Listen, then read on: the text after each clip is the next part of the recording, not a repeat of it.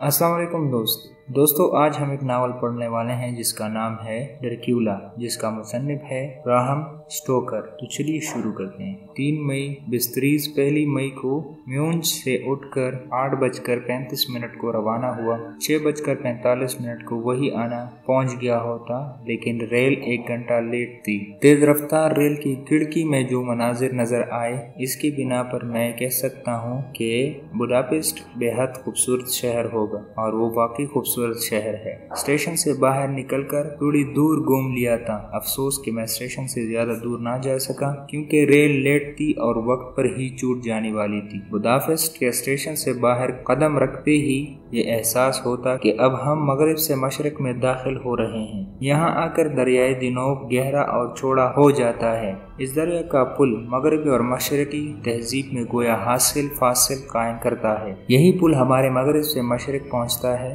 मगरिब तहजीब पीछे छूट जाती है और मशरकी तमद्दुन शुरू हो जाता है, और जगह जगह इस्लामी फन तामीर के आला नमूने नजर आने लगते हैं। और फिर सुर्ख व सफ़ेद तुर्कों को देखकर दिल पर एक रौब सा छा जाता है, और दिल कहता है कि यही वो बहादुर कौम है जिसने रोम और यूनान की किस्मतों का फैसला कर दिया था। जैसा कि पहले ही ऐलान किया जा चुका है, रेल अपने वक्त पर रवाना हुई और फिर ज्यादा रात गुजरने ना पाई थी कि क्लोजन के स्टेशन पर खड़ी थी, और यहाँ में से एक रात के लिए रॉयल होटल में मुकीम हो गया। रात को खाने में और चीजों के अलावा एक खास चीज सुर्ख मिर्चों में पकी हुई मुर्गी थी। इसमें मिर्ची इतनी ज्यादा झोंकी गई थी कि जुबान को आग सी लग गई। ताहम मुर्गी थी बेहद लजीज, इस कदर लजीज कि इसका जायका बहुत देर तक मेरी जुबान पर नाचता रहा। हालांकि खाते वक्त आंखों और नाक में बतौर एहतिजाज खूब पानी बहाया। इस मुर्गे में कोई खास बात थी कि खाने के बाद मुझे बार बार शदीद प्यास लगती। बहरहाल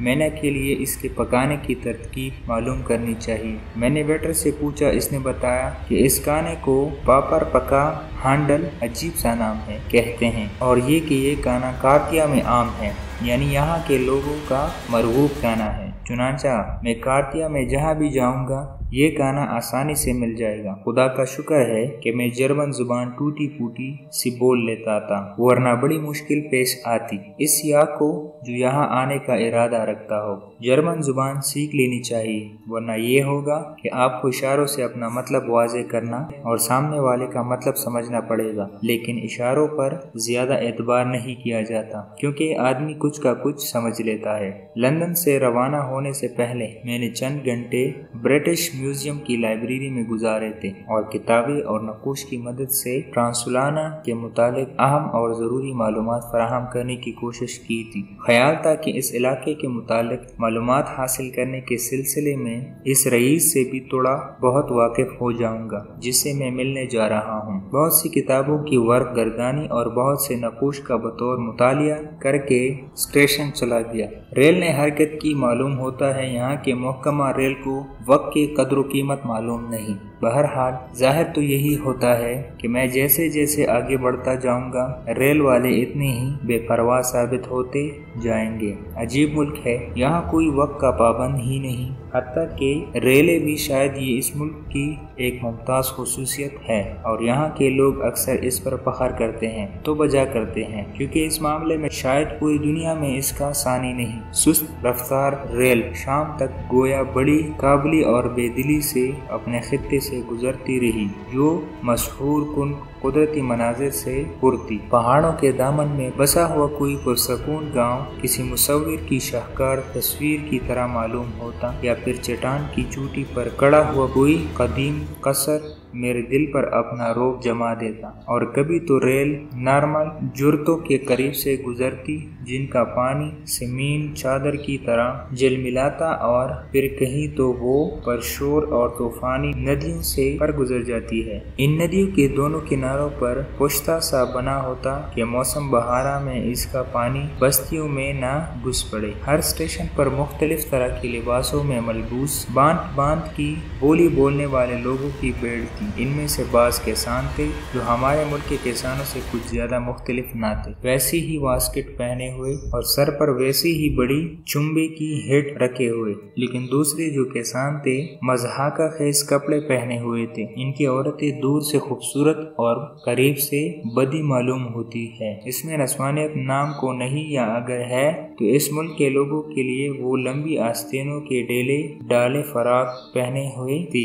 जिनका घेर कमर पर ज्यादा होता है। अक्सर औरतें अपनी मोटी कमर पर चर्बी पट्टे बांधे हुए थे और इन पट्टों से चमड़े या फिर रंग बिरंगी कपड़ों की देजियां लटकी रहती थी जो इनके घुटनों के ऊपर तक आई थी। यही इनका पाजामा था। इस पाजामे के नीचे छोटी कस्करी या फिर जांगा होता है। लेकिन सबसे ज्यादा अजीब वज़ा क़ता सलवार लोगों की थी। ये लोग दूसरों से ज्यादा वहशी और गवार मालूम होते थे। सर पर ग्वालियों की बड़ा हेड, सफेद कमीज और चमड़े के से रंग की गंदी पतलून पहने हुए, कमर पर कोई 1 फीट चौड़ा पटका जिसमें पीतल की चमकदार कीले जुड़ी हुई और पैरों में हाल बूट। इनके सर पर तेल से बेनियाज जबरे बाल और निहायत खूनख्वार किस्म की सियाह घनी मूंछें। ये लोग इस काबिल है कि हर जाविये से इनकी तस्वीर ली जाए। अगर इन्हें स्टेज पर खड़ा कर दिया जाए तो देखने वाले इन्हें फौरन ही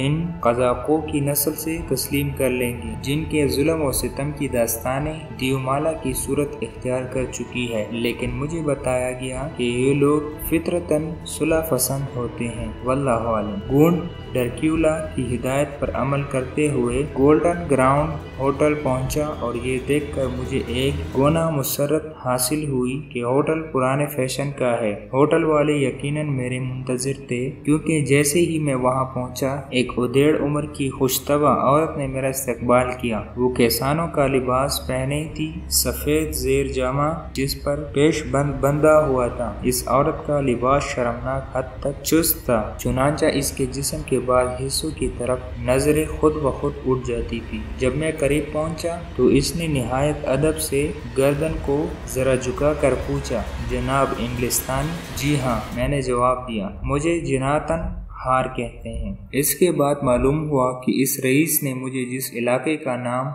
वो पता दिया था वो मुल्क के इंतहाई मशरिक में 3 रियासतों यानी ट्रांसुलाना, मिरवादिया और ट्रांसुलाना बगोदीना की सरहद पर और कार्तिया के पहाड़ों के बीच में वाक़या है और यूरोप का गैर आबाद और गुमनाम तरीन इलाका तस्लीम किया जाता है। तलाश बस्यार के बावजूद मुझे ऐसी कोई किताब ना मिली जिसमें कैसर ड्रैक्युला का जिक्र होता और किसी नक्शे से ही इसके महल वक़ू का पता चला। इस इलाके का सही और मुकम्मल नक्शा अब तक तैयार ना हो सका। अलबत्ता इतना जरूर मालूम हुआ कि काउंट ड्रैक्युला ने जिस इलाके का पता दिया है इसके ऐन सरहद पर एक कस्बा बस्तरीज नामी वाक़या है। ये भी कुछ ज्यादा मशहूर नहीं और यहाँ मैं अपने रोड़ता मच्छी में चंद जरूरी बातें दर्ज कर लेना जरूरी समझता हूँ ताकि जब मैं मीना को इस सफर का हाल सुनाऊं तो इस इलाके का पूरा नक्शा इसके तस्वुर में आ जाए। ट्रांसलोना में 4 मुख्तलिफ और मशहूर कौमें आबाद हैं। जुनूब में सिकीन इन्हें लिए मिले जुले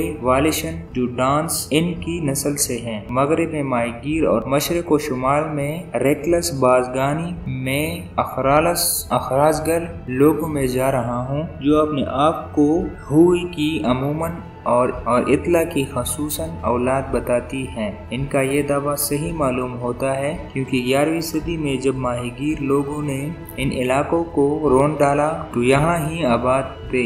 मैंने किसी किताब में पढ़ा है कि कार्तिया वाले बहुत तोहम परस्त होते हैं और घोड़े की नस्ल को मुकद्दस बलियात चीज समझते हैं। ये आहनी हिलाल इनके नजदीक सारे मुकद्दसात से बढ़कर है जो शैतानी कुव्वतों को दूर रखता है। चुनांचा घरों की सदर दरवाजों के माथे पर कसे पटे और जंग आलूदा नाल अगर जुड़े हुए नजर आते, उम्मीद है कि इन लोगों में मेरा क़याम एक यादगार क़याम होगा। रात को मैं सुकून से सो न सका, हालांकि बिस्तर अब नरम और आराम देता। सुबह तक ऊंट पटांग ख्वाब परेशान करते रहे और एक कुत्ता रात भर मेरे कमरे की खिड़की के एन नीचे निहायत भयानक आवाज में भौंकता रहा। मेरी बेख्वाबी की एक वजह ये भी थी कि शायद सुर्ख मिर्चों में पकी हुई वो मुर्गी थी जिसने मेरी प्यास बढ़ा दी थी। सेराय का तमाम पानी पी जाने के बाद मेरी प्यास ना बुझी। वजह कुछ भी हो,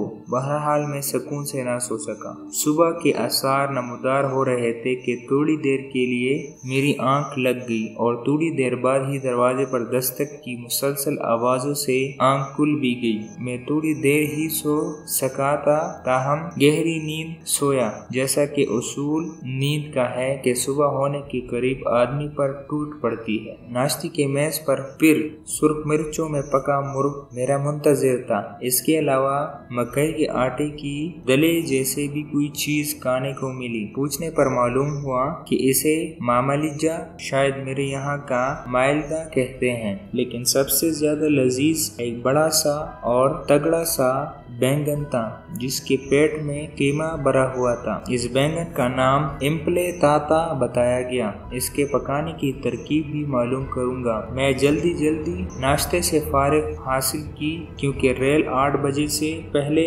छूटनी थी, या शायद इसे छूट जाना चाहिए था, लेकिन खुशकिस्मती से ऐसा ना हुआ क्योंकि जब मैं बागम बाग स्टेशन पहुंचा तो वहां की खरखराती हुई घड़ी 7:30 बजा चुकी थी और बेरंग सुई 8 के हिंसे की तरफ खिसक रही थी। मैं बड़ी अफरा तफरी में जिस डब्बे की सामने पहुंचा इसमें बैठ गया, लेकिन मेरी भाग दौड़ बेकार ही साबित हुई क्योंकि मुझे 1 घंटे तक डब्बे में बैठना पड़ा। तब कहीं जाकर रेल रवाना हुई। मैं अपने मुतल्लिका जगह पहुंचा तो वहां एक लड़की मुस्कुराई और पलटकर अपने पीछे खड़ी हुई एक बूढ़ी सी जो लंबी आस्तीनों की सफेद कमीज पहनी थी मेरा इस्तकबाल करने के लिए दरवाजे के करीब वाले कमरे में से बाहर निकल आया था। अपनी मादरी जुबान में कुछ कहा, वो खामोशी से घूमकर होटल में चला गया। चंद सानियों बाद ही एक खत लिए लौटा। खत मेरे नाम था। दोस्त, कार्तिया में आना आपको मुबारक। मैं आपको खुशामदीद कहता हूँ और कैसर ड्रैक्युला में आपकी आमद का मुंतजिर हूँ। आज रात खूब गहरी और पुरसकून नींद लेकर अपनी थकान दूर कर लीजिए। कल ठीक 3 बजे एक गाड़ी बकूदीना के लिए रवाना हो जिसमें आपके लिए एक जगह मखसूस कर दी गई है। दर पारगो के इस तरफ मेरी गाड़ी आपकी मुंतजिर हो जो आपको मुझ तक ले आई। उम्मीद है आपका सफर आराम और दिलचस्प रहा होगा और उम्मीद है कि इस सरजमीन में आपके कयाम का अरसा भी दिलचस्प साबित होगा। मुखलिस ड्रैक्युला।